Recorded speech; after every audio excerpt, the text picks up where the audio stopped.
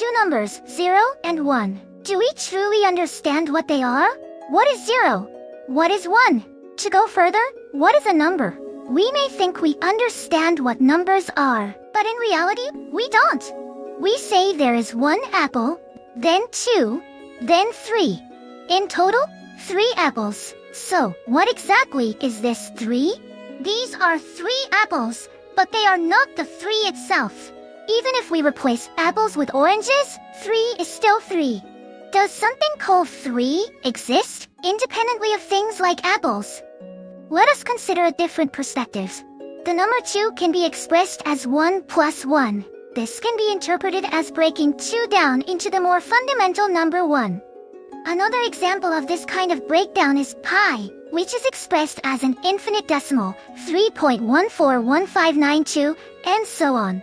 It might look complicated, but each digit is represented by one of the fundamental numbers from 0 to 9. So pi can also be broken down digit by digit into more fundamental numbers. In this way, many numbers can be broken down into more fundamental ones. What does fundamental mean? What does it mean to break down? Those questions arise, but let's set them aside for now. Now then, what about 0 and 1? Can they be broken down into more fundamental numbers? 0 and 1 are the most fundamental numbers, so it seems that there are no numbers more fundamental than them. Then what exactly are 0 and 1? To answer the question of what numbers are, we at least need to uncover the true nature of 0 and 1. But 0 is 0, and 1 is 1. Can there really be any explanation beyond that? Are numbers simply numbers? And are we not supposed to question their existence? In fact, there is one thing we can say for sure. A deeper, more fundamental concept lies behind numbers. And that is, yes, this very awareness you are now experiencing. Now then, let's begin mathematics in a world where numbers have been lost.ずんだもん, wake up! ずんだもん. I feel like I was having a weird dream. Are you okay?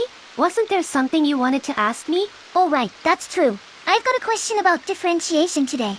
Differentiation? What is it? What? Well, it's about differentiation in calculus. Calculus? I've never heard that word before. Seriously? Metan, you've taught me so many things about differentiation already. Differentiation is...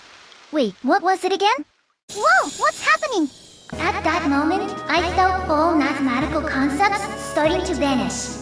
Differentiation, integration, vectors, and numbers. All mathematical concepts disappeared. No, something must still be there.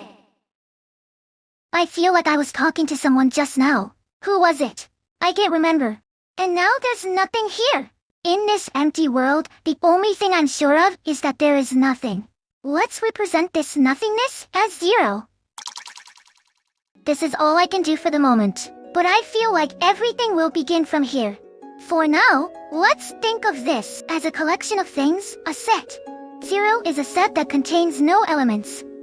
Using curly brackets, it can be written like this. Since it contains no elements, there's nothing inside the brackets. That's right, I remember now. This is called the empty set, and it's often represented by this symbol. Well, this time, let's use curly brackets to represent the empty set. In short, let's define 0 as the empty set. What? What am I even thinking? This is 0? That's totally different from the 0 I know. Wait, did I even know what 0 was to begin with? Well, whatever. Let's keep moving forward. Next, I want to define something called 1. I don't know why, but I just felt like defining 1 after 0. Right now, all I have is the 0 I just defined. Then I guess the only way to define 1 is like this. In other words, 1 is a set composed only of 0. If I remember right? Since I defined 0 as the empty set, if I write it with just brackets, it looks like this. It still feels kind of empty, but 1 definitely contains 0 as an element. Alright, next is... I've got my body back! Well done, Sandaman! That voice? You're, Next, define 2. 2. That word sounds familiar. I defined 0 and 1. Then, for 2, this seems like a good way to define it. So 2 is a set composed of 0 and 1. And if I use brackets to represent 0, and use brackets for 1 too, then 2 will be represented with just brackets, like this. It still feels kind of empty though. Zun da mon, you're doing great. You are, Metan. I'm glad you remembered me. Why couldn't I remember until just now? Well, whatever. Anyway, we've obtained the natural numbers. 0 is the empty set. If you add 0 itself as an element, you get 1. Then, by adding 1 itself, you get 2. And by adding 2 itself, you get 3. This process continues in the same way. Each set constructed this way is called a natural number. Let's include 0 as a natural number here. Actually, this explanation is somewhat simplified. To construct the natural numbers more rigorously, you need to start from the foundational assumptions called axioms in mathematics. Just keep that in mind. Huh, that sounds kind of hard. By the way, 0, 1, 2, 3, they're really just names, right? What they actually are is hollow structures, built from the empty set. Thinking about it again. Calling these natural numbers feels kinda weird to me. That's understandable, but in a way, this definition does feel natural. 0 has 0 elements. 1 has 1 element. 2 has 2 elements, and so on. So n has n elements. From this, the idea of the number of elements comes naturally. What do you mean? For example, suppose we have a set called X. X has the elements A, B, and C. And let's assume that A, B, and C are all distinct. Then we'd like to say, X has 3 elements. Yeah, that's true. But there's a problem with that. Why? It sounds like you're just stating the obvious though. Look carefully, Zun da mon. You see the term 3 elements being used here, right? So what exactly does 3 elements mean? 3 elements is just 3 elements. There's no other way to say it. Well, yeah, but still. The 3 we defined earlier is just a set built from the empty set. So the term 3 elements doesn't actually have any meaning yet. We still can't use the everyday concept of number of elements. Wait, we have to think about that too? Well, that's what it means to define numbers from scratch. The 3 we know is just a set that includes 0, 1, and 2. Of course, 0, 1, and 2 are also sets built from the empty set. So how can we use this 3 to express that X has 3 elements? What should we do? Wait a second. Looking closely, X and 3 have the same number of elements. So saying X has 3 elements can be restated as X has the same number of elements as 3. Yes, you're getting really close. Then what does same number actually mean? Well, obviously it means both have 3 elements. You used the phrase 3 elements again. But it's okay.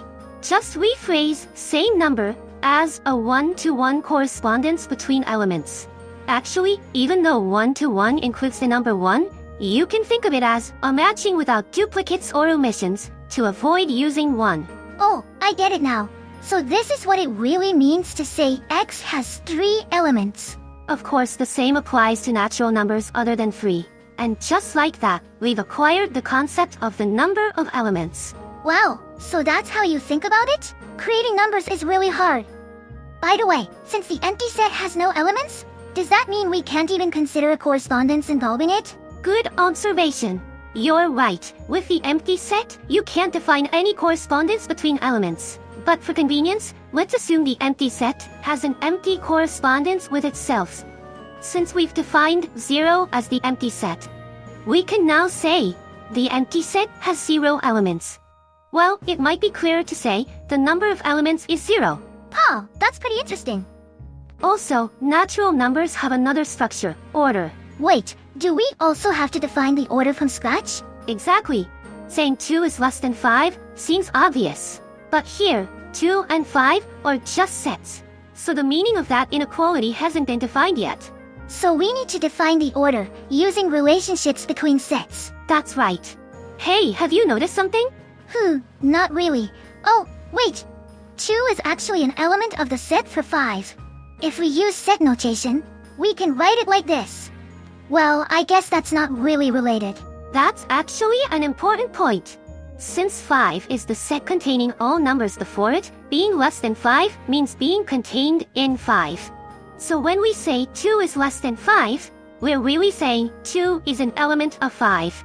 More generally, for natural numbers n and m, we say that n is less than m, if and only if n is an element of m.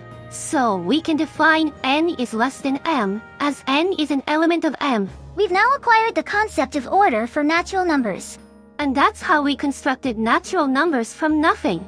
There are countless methods to construct natural numbers, but this one is considered standard. What? Standard? But I feel like there must be a simpler method. For example, define 0 as the empty set. Then by gradually adding more brackets, you could define natural numbers one after another. You're right. That method can define natural numbers too, and it definitely looks a lot simpler. But in that case, all natural numbers other than 0 would just be sets with one element each. That would lose the nice property we had earlier, where n had n elements. You're right. I kind of get why this method is considered standard. Wait, I'm getting sleepy again. Now, we've managed to build up natural numbers from the empty set. But, can we really say that? Can we truly accept the idea that numbers are just sets? This feels very different from the image of numbers we originally had in our minds. It almost seems like something else entirely. Still, there's one thing we can definitely say. That is, the structure of these natural numbers satisfies the Peano axioms. Simply put, the Peano axioms describe the minimum requirements for a structure to qualify as the natural numbers in mathematical terms. To explain this intuitively, first there's a natural number called 0. Each natural number has a next natural number. There is no natural number before 0. There are no branches or loops. Every natural number can be reached starting from 0. In short, it's a line-like structure from 0. The Peano axioms state these conditions more precisely. The natural numbers after 0 correspond to 1, 2, 3, and so on, but we haven't actually named them yet. The Peano axioms don't define the numbers themselves, but describe the structure of natural numbers. It doesn't matter how the numbers are built. As long as something satisfies that structure, we can call it the natural numbers. To put it strongly, we could say that natural numbers are not things, but a structure. Anyway, we've now given a clear construction of natural numbers. From here, we can define addition and multiplication, and construct the integers from the natural numbers, the rational numbers from the integers, and the real numbers from the rational numbers. But here, let's take a completely different path. We define natural numbers step by step. 0, 1, 2, 3. What could lie beyond this sequence? With each step, we add one more element. So at the far end of this infinite process, we might consider a number like this. Let's call this number omega. Talking about moving infinitely forward might sound suspicious. But in reality, omega is just the name we give to the set of all natural numbers. According to our earlier definition of order, contains means greater than. So omega is greater than any natural number. You can think of it as representing infinity. Then, is there anything beyond that? Can we imagine a next number after omega? To do that, let's recall what a next number means. For example, 3 is a set that contains 0, 1, and 2. If we add 3 itself as an element, we get to number 4. Let's apply the same idea here. Omega is the set that contains all natural numbers. Now if we add omega itself as an element, we get a set called omega plus 1. This is the next number after omega. Since omega is contained in omega plus 1, we can say that omega is smaller than omega plus 1. But here's something strange. Omega and omega plus 1 are actually the same size. In other words, they have the same number of elements. That may seem like a contradiction. To explain this, let's notch the elements of the two sets one by one. So first, let's move omega to the front inside omega plus 1.